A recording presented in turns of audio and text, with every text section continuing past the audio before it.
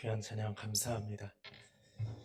당회를 하다가 다음 주엔 장로님들 추석 끝인데 특송하시지요 그랬더니 그냥 그 자리에서 오케이 하시고 또 귀한 찬양으로 함께 해주셔서 감사합니다. 그냥 안 넘어가시더라고요. 교육자들은요 다음 주에 하겠습니다. 당회를 하다 보면 여러 교회를 거쳐왔지만 우리 이제는 아버님 세대는 아니죠. 우리 형님들 참 감사하고 화목한 그런 모습들로 당회를 진행할 수 있는 것이 얼마나 은혜이고 감사한지요. 여러분의 가정 가운데도 그런 은혜가 차고 넘칠 수 있기를 원합니다. 추석 명절은 잘 보내셨지요? 코로나 시국에 미국 대통령 그리고 그 선거진들이 한꺼번에 코로나 확진되면서 추석을 마무리하고 있는데 여러분 가정에 큰 어려움 없이 건강하게 이 시간을 지날 수 있기를 다시 한번 축원해 드립니다. 하나님의 말씀 같이 보겠습니다. 시편 73편 22절에서 25절의 말씀입니다. 구약성경 855쪽에 있습니다. 제가 읽어드리겠습니다. 내가 이같이 우매무지함으로 주 앞에 짐승이 오나 내가 항상 주와 함께하니 주께서 내 오른손을 붙드셨나이다. 주의 교훈으로 나를 인도하시고 후에는 영광으로 나를 영접하시리니 하늘에서는 주 외에 누가 내게 있으리요 땅에서는 주밖에 내가 사모할 이 없나이다. 아멘. 지난달 21일 우리 교단 총회가 있었습니다. 코로나로 인해서 다 모이지 못하고 실내 집합 인원이 50명 미만으로 되어 있기 때문에 49명까지 모일 수 있습니다. 그래서 사상 초유로 온라인 화상회의를 교단 총회를 했습니다. 1,500명 총대가 모여야 되는데 온라인으로 거점 교회에 모여서 같이 총회를 했습니다. 오전 예배 드리고 회무를 오후에 처리하고 일주일 동안 할 수 없으니까 하루 만에 어떻게든 끝내겠다라고 한 것이 좀 무리수였는 것 같습니다. 예배 외에는 정작 중요한 안건 하나도 처리하지 못하고 총회가 끝나버렸습니다. 무엇보다 안타까운 것은 화상회의를 다 끝내고 나서 그 화상회의를 진행하던 전산 총괄 직원, 이름이 이상원이에요. 이상원 과장님이 그날 순직하셨습니다. 총회를 끝나고 다음날 출근을 하지 않아서 알아보니까 집에까지 가기 뭐해서 종로 5관 그 근처에 호텔에 묵었다가 과로사로 숨진 채 발견됐습니다. 더 안타까운 것은 그 누이가 그 동생의 죽음을 감당할 수 없어서 충격으로 며칠 뒤에 동생을 따라서 다시 천국으로 갔습니다. 정작 해결해야 될 일들은 하나도 해결하지 못한 채 일에 내몰렸던 직원들을 또 그 가족들, 젊은 아버지를, 젊은 어머니를 보내야 됐던 그 가정을 생각하면 총회 안에 하나님은 계실까라는 질문을 던지게 됩니다. 어떤 문제를 해결하고 회의를 어떻게 했느냐라고 하는 것보다 하나님이 계신다면 그런 안타까운 일들을 왜 방치하고 계실까라는 가장 원초적인 질문을 던지지 않을 수 없습니다. 코로나 때문에 경무 때문에 그렇게 아파하는데 힘들게 회의를 옆에서 도와주고 전산 업무를 방송 업무를 전국을 네트워크를 묶으면서 수고했는데 하나님은 총회 석상에서 한마디도 하지 않으셨습니다. 정치에 욕심 많은 목사들이 장로들이 총회를 어지럽히던 그 순간에 직원은 안타깝게 숨을 거두고 있는데 하나님은 말씀하지 않으셨습니다. 우리는 위로부터의 답을 기다립니다. 뭔가 그럴 때 시원하게 음성이 들렸으면 좋겠는데 그러지 않습니다. 도리어 총회가 끝난 다음에 총회 분립을 운운할 만큼 안타까운 우리 총회의 모습을 보고 분노하지 않을 수 없습니다. 그럴 때 오늘 이 73편 아삽의 시를 읽습니다. 아삽은 다윗 때에 레위 지파의 한 사람으로 찬양대를 지휘했던 교회 봉사자입니다. 레위인이지요. 지휘자이지요. 시편 150편 가운데 12개의 시편이 이 아삽에 의해서 지어졌습니다. 그리고 150편 가운데 12개의 시편이 이 아삽에 의해서 지어졌습니다. 그리고 150편 가운데 12개의 시편이 이 아삽에 의해서 지어졌습니다. 그리고 150편 가운데 12개의 시편이 이 아삽에 의해서 지어졌습니다. 그리고 150편 가운데 12개의 시편이 이 아삽에 의해서 지어졌습니다. 시편 3권을 시작하는 첫 번째 시 73편도 아삽의 시라는 제목으로 시작하고 있습니다. 3권을 시작하는 제일 첫머리에 나오는 이 시는 인생의 슬픔과 회한과 분노를 주제로 담고 하나님을 향해서 노래하고 있는 그런 찬송곡입니다. 그런 진솔한 내용 때문에 오늘 이 시간에 어쩌면 더 마음에 와 닿았는지도 모르겠습니다.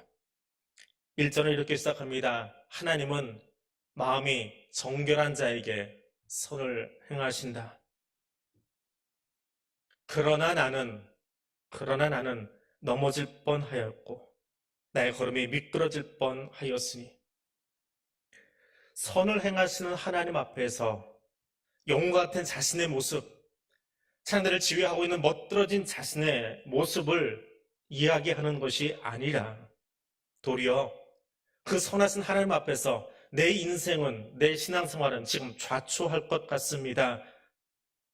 그런 자신의 모습을 노래하고 있는 아삽의 노래소리가, 찬송소리가 들립니다. 시편은 150편을 가만히 읽어보면 아주 많은 분량이 탄식시입니다. 거룩하고 웅장한 시가 아니라 탄식의 시가 훨씬 더 많이 있습니다. 목가적이고 전원적인 시보다 깨어지고 넘어지고 어그러진 인생의 모습들을, 혹은 다윗을, 혹은 아삽을, 혹은 고라를, 혹은 무명의 시인들의 모습을 그대로 묘사하며 하나님 앞에 나아가고 있는 그런 내용이 시편에는 훨씬 더 많이 있습니다. 그래서 시편은 우리가 답답하고 어눌할 때 묵상하기에 정말 좋은 그런 성경이 아닐 수 없습니다.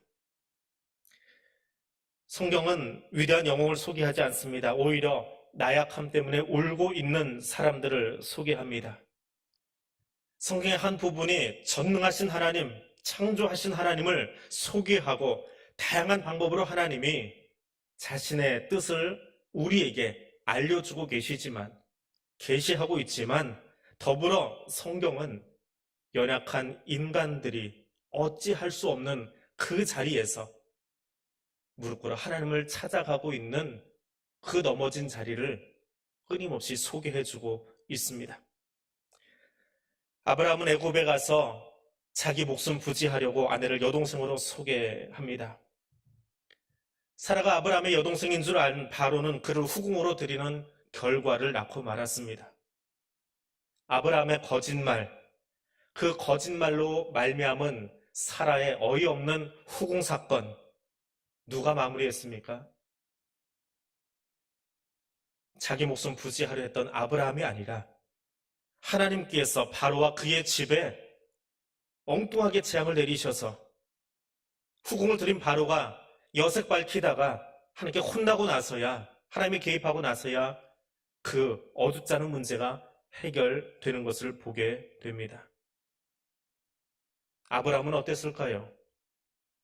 가족은 고사하고 자기 한 사람 챙기려다가 얼마나 무능한 남편인지, 얼마나 보잘것없는 인생인지를 그 순간 깨달으며 하나님 앞에 나아가고 있습니다. 모세는 어떤 사람입니까? 왕궁에서 자랐지만, 모든 것을 가진 것 같지만 그는 살인자였습니다. 분노를 참지 못해서 주먹을 휘둘렀고 그것 때문에 사람이 죽습니다.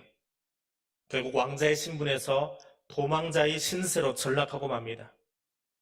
그리고 광야 한복판에서 그가 하나님을 만나는데 하필이면 떨기나무입니다. 떨기나무가 어떤 나무입니까? 제가 본 자료에 의하면 떨기나무는 작은 열기에도 화르륵 하고 불이 붙는 그런 나무라고 합니다. 그리고 불이 붙으면 금방 소멸돼 버리는, 너무 빨리 타버리는 나무가 떨기나무라고 배웠습니다. 누구를 보여주고 있습니까? 모세이지요. 화르륵 하는 그 분노의 성품, 하나님은 그것을 보여주기 위해서 그곳에 불로 나타나셨고, 그러나 나무가 타지 아니하고 계속해서 불이 붙어 있는 그 모습 속에서 모세는 누구를 보았겠습니까? 자신의 고약한 성품을 발견합니다. 하나님을 만나기 전에 먼저 모세가 본 것은 나의 고약한 성격, 조금도 참지 못하는, 조금도 자제하지 못하는 화르륵 화르륵 하는 내 모습을 발견합니다.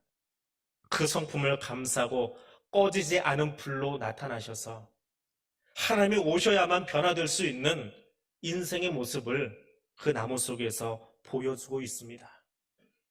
모세는 비로소 그곳에서 내 스스로는 아무것도 할 수 없는, 내가 왕궁에서 태어난다고 해서 다 되는 것도 아니고, 내가 주먹이 힘이 세다고 해서 세상을 변화시킬 수 있는 것도 아니고, 떨기나무일지언정 하나님이 오셔야만 인생이 바뀔 수 있음을 그곳에서 발견합니다. 베드로는 어땠습니까? 그저 자기 생각만 주장하던 사람입니다. 심지어 스승인 예수의 가르침마저도 무시했습니다. 어떻게 죽으러 예루살렘에 들어가십니까? 그건 말도 안 되지요. 그런데 혹시 죽이시려면 이건 아십시오. 쟤들 다 도망가도 나는 안 갑니다. 나는 당신 옆에 있겠습니다. 호기 좋게 외쳤지요. 하지만 정말 초라하게, 아니 정말 비굴하게 한 여종 앞에서 나는 저 사람과 아무 상관없습니다.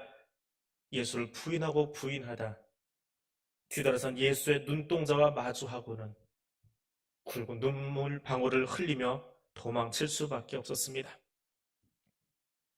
아브라함도 모세도 베드로도 오늘 언급되지 않은 다윗도 바울도 그들 한결같이 연약한 그 자리에서 스스로는 아무것도 할 수 없음을 깨달으며 하나님을 알아갑니다.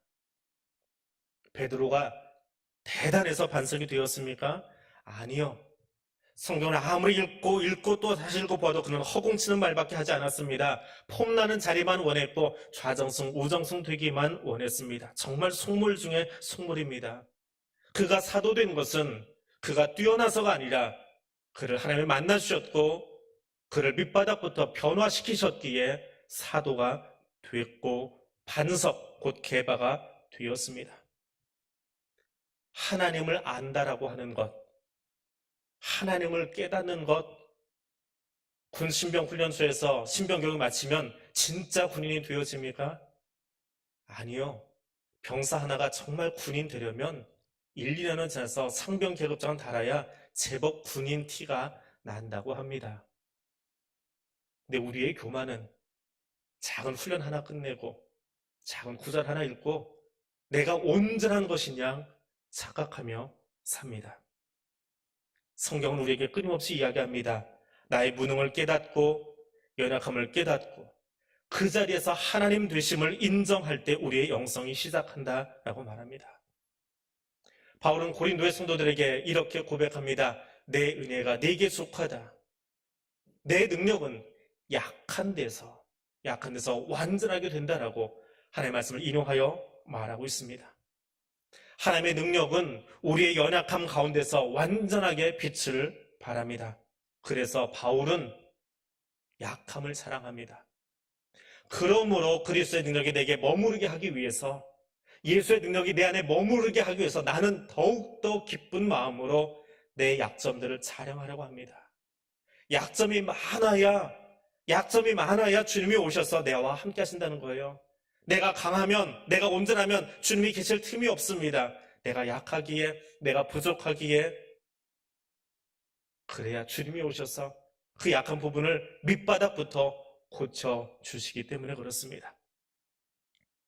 시는 그런 자신의 모습을 묘사하기를 주저하지 않습니다.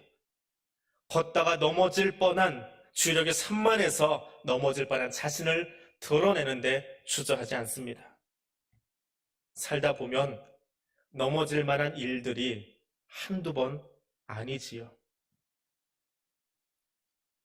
비단 아브람, 모세, 다윗, 바울만이 아니라 나도 그렇게 쉽게 넘어지고 쉽게 사람들의 말에 흔들리고 있는 한 나약한 인간인 것을 고백합니다.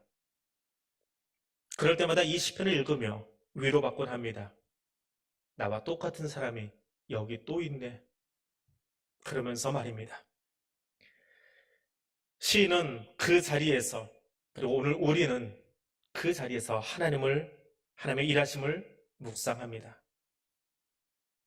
넘어졌다가 오뚜기처럼 벌떡 일어나는 것이 신앙인이 아닙니다. 오히려 넘어진 자리에서 주님이 일하실 때까지 기다리는 것이 신앙의 사람입니다.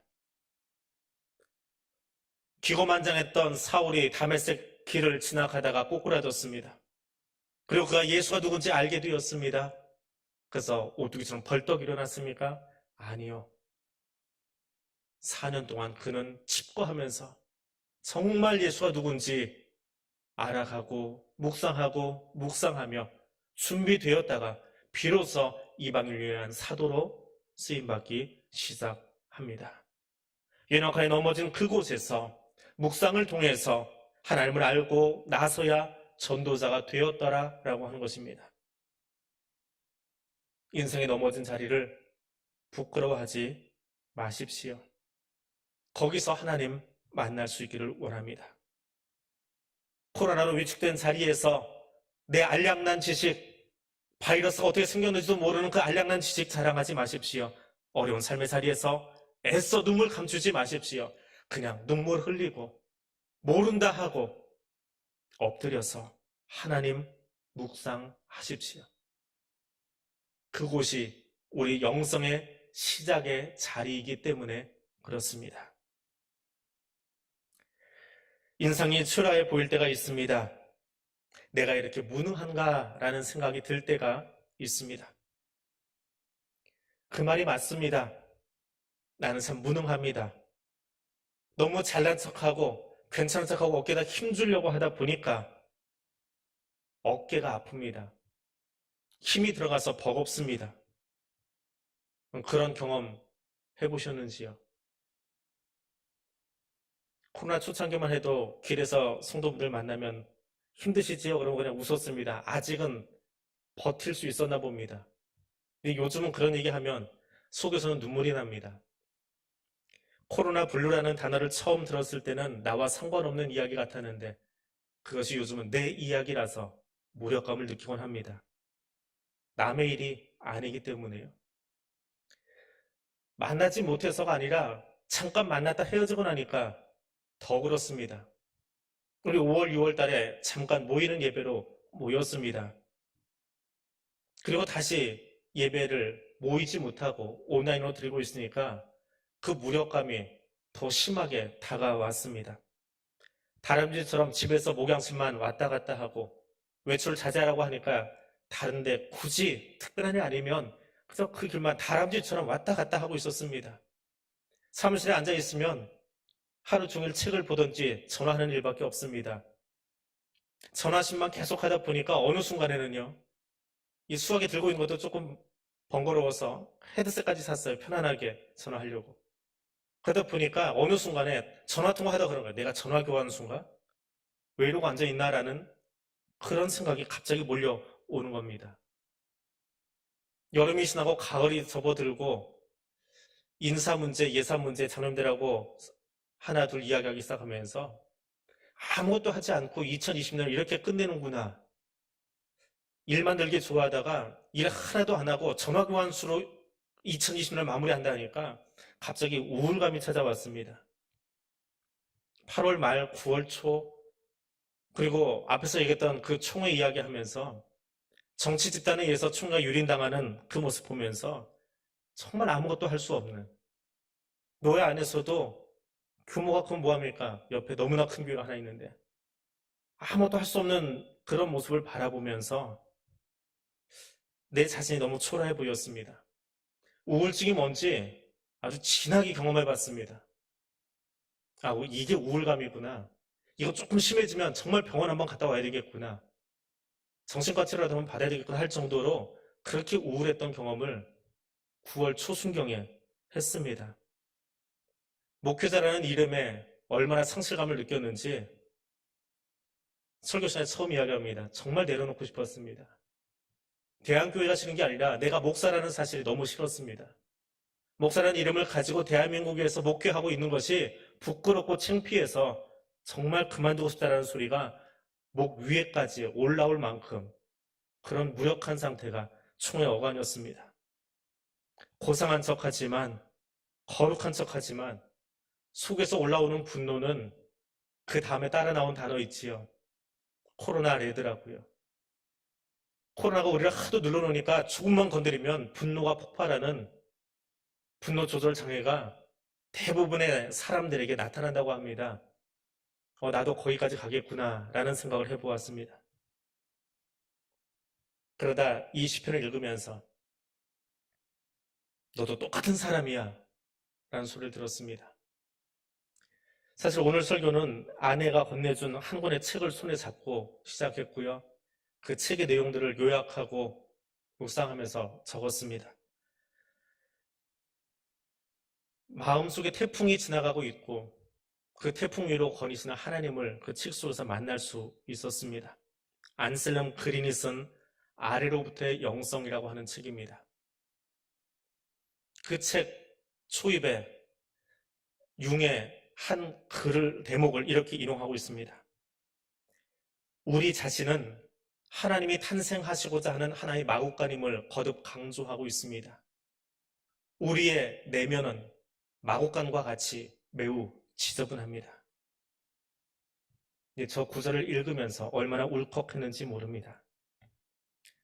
하나님은 가장 아름답고 거룩한 보좌를 뒤로하고 황제의 요람이 아니라 서민들의 집 뒤편, 말들이 묶여있는 그곳, 말에 먹이가 놓여있는 그곳, 악취나는 그곳, 냄새나는 그곳, 손님들이 끌고 왔던 말과 나귀들을 묶어놓는 그곳으로 찾아오셨습니다. 화목제물 되어서 십자가에 가시려고 황제의 용상이 아니라 악취나는 사람들의 삶의 현장으로 오셨습니다. 가난하고 힘들어하는 약한 나를 만나주시려고 그 냄새 투성이인, 오물 투성이인 뒤편으로, 황제의 요람이 아니라 뒤편으로 오셨습니다. 예수가 공생애를 시작할 때 요르단 강물은 사람들의 죄로 가득히 덮였습니다. 회개를 촉구하는 세례자 요한의 외침 가운데에 강가를 진동시킬 만큼 많은 죄인들이 회개하고자 그곳에 와서 세례 요한 앞에서 세례를 받고 있었습니다. 거기 죄 없으신 예수님이 강가로 찾아오셨습니다. 그분이 강가에 찾아오셨을 때에, 그리고 예수가 세례 요한에 의해서 세례를 받을 때에 비로소 하늘이 열리고 하늘의 음성이 이 땅에 들렸습니다.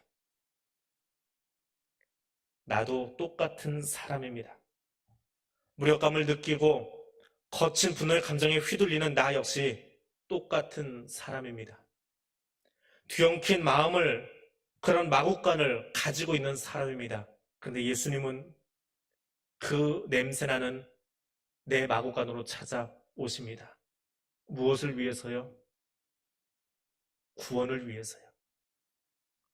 구원을 위해서 그 냄새 투성이인 나의 마음의 마국간으로 찾아오십니다.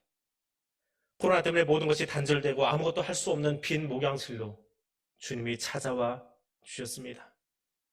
사람들의 기대가 크면 클수록 짓누르는 어깨의 짐 위로 주님은 찾아오셔서 그분의 손을 얹어 주셨습니다. 그리고 다시 말씀해 주십니다. 내게로 와서 쉬어라 라고 말씀하십니다. 죄인들을, 부족한 것을, 병든 것을, 실력 없는 것을 탓하거나 나무라지 않고 회개를 촉구하는 그 자리에 성육신하신 주님이 찾아가셨듯이 우리가 우리의 진짜 모습을 직면하는 그 자리에 예수님은 찾아오십니다. 성육신하신 하나님이 찾아오십니다. 내가 초라해질수록 하나님은 더욱더 커집니다. 내가 약하면 약할수록 하나님은 더욱더 강해지십니다. 내가 아파서 올 때에 하나님의 손만큼 따뜻한 손수건도 없습니다. 아무것도 할 수 없어서 초라하십니까? 그것이 은혜입니다. 그 초라한 것이 은혜의 시작이고 우리의 영성의 시작입니다. 그곳으로 성육신하신 하나님이 찾아오시기 때문입니다. 내 초라함을 느낄 때, 내 연약함을 느낄 때, 내 병약함을 느낄 때 하나님은 더 깊이 만날 수 있습니다. 그 초라함을 통해서 하나님이 드러나기 때문에 그렇습니다. 초라해진 내 모습 부끄러워하지 마십시오. 초라하기에, 힘이 없기에, 나약하기에 그곳으로 전능하신 하나님이 나를 찾아오심을 기억하며 살아있는 하나님의 말씀을 기다릴 줄 아는 사람 되시기를 바랍니다. 시인의 고백을 읽다가 놀랐습니다. 내가 이같이 우매무지함으로 주 앞에서 짐승이오나. 혼잣말처럼 만들었겠지요. 근데 나중에는 아삽이 지휘자니까 그 찬양 내가 같이 불렀을 겁니다. 그리고 수천 년이 지나도록 교회는 이 시편을 같이 묵상하고 있습니다. 근데 이 노랫말이, 이 시편의 가사가 어떤 내용입니까? 성경 속에 시편 안에 내 모습을 묘사하면서 나는 하나님 앞에 있는 한 마리 짐승입니다. 받아들였습니까? 나는 티끌입니다라고만 이야기해도 거북해 하시는 분들이 있는데요. 그건 아브라함의 고백이지요. 아삽은 어떻게 고백해요? 내가 하나님 앞에 있으니까 나는 한 마리 짐승입니다. 아파서 하고 울고 있는, 울부짖고 있는 짐승이랍니다. 너무 힘들어서, 너무 지쳐서 그게 소리인지 예쁜 노래인지 알지 못한 채 그냥 울부짖고 있는 한 마리의 짐승이 나라고 아삽은 여기 노래하고 있습니다. 여러분은 하나님 앞에 어떤 모습입니까? 이 아삽의 시를 읽으며 나도 하나님 앞에서 짐승이었습니다. 아니 지금 나도 하나님 앞에 짐승처럼 울고 있습니다. 그런 고백 할 수 있습니까? 만약에 그것이 거북하다면 이 시간 성경 덮으십시오. 왜? 성경에 그것을 써놓았기 때문에요. 하나님은 우리의 실존이 무엇인지 성경을 통해서 지금 적나라하게 보여주고 있기 때문에요. 그것이 우리의 고백이고 우리의 찬송이기에 시편 기자의 그 기록을 여기 남겨놓으셨기 때문에 그렇습니다. 나는 연약합니다. 나는 초라합니다. 그런 괜찮은 단어가 아니라 나는 울부짖고 있는 짐승에 불과합니다. 나 그렇게 힘이 듭니다. 근데 하나님은 그 고백을 들으셨고 그 고백을 귀하게 여기셨고 그래서 그 고백을 여기 시편에 기록해서 여기 남겨놓으셨고 교회 역사가 계속되는 한 주님 다시 오시는 날까지 이 구절을 읽고 찬송하도록 우리 눈앞에 두셨기 때문입니다. 73편을 읽으면서 겸손이 무엇인가 다시 한번 생각하게 됩니다. 내 품위를 지키면서 조금 낮추는 것, 그것이 겸손이 아닙니다. 겸손은 하나님 앞에서 나는 아무것도 할 수 없는 짐승 같은 존재라서 땅바닥에 철퍼덕 붙어버린 그런 존재입니다. 그것이 진짜 하나님 앞에서 겸손입니다. 22절은 우리의 겸손이 무엇인지를 가장 적나라하게 묘사해 놓은 구절입니다. 그리고 오늘 이 아침 우리는 그 구절을 묵상하고 있습니다. 그리고 그 구절을 묵상하다가 설교 제목을 그렇게 잡았습니다. 좌초한 자리에 앉아서. 자초한 배가 뭐 할 수 있습니까?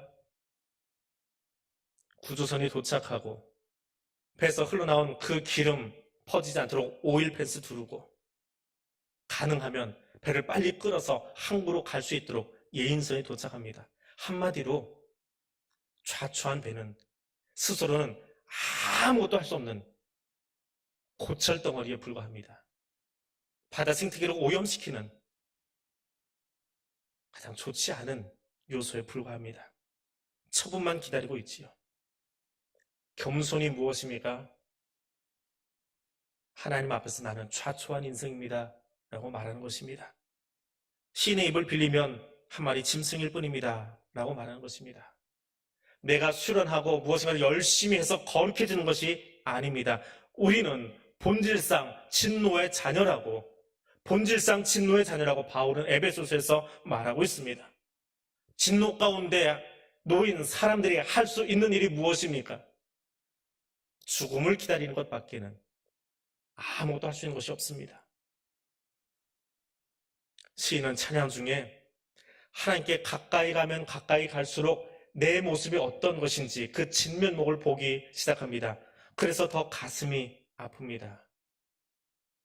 코로나를 이겨내기도 바쁜데 교회가 보이는 모습은, 총회가 보이는 모습은 서로를 격려하고 세우는 것보다 평가름하기 바쁘고 긁어내리기 바쁜 그 목사와 장로들, 총회 정치꾼들 바라보면서 말씀을 세워야 될 자리에 말씀은 서지 아니하고 열심히 일했던 사람이 순직해야 되는 그 안타까운 현실 속에서 하나님의 통치를 말하면서 정치 신념의 교회를 오염시키는 작금의 상황이 짐승들의 짓이 아니고 무엇이겠습니까?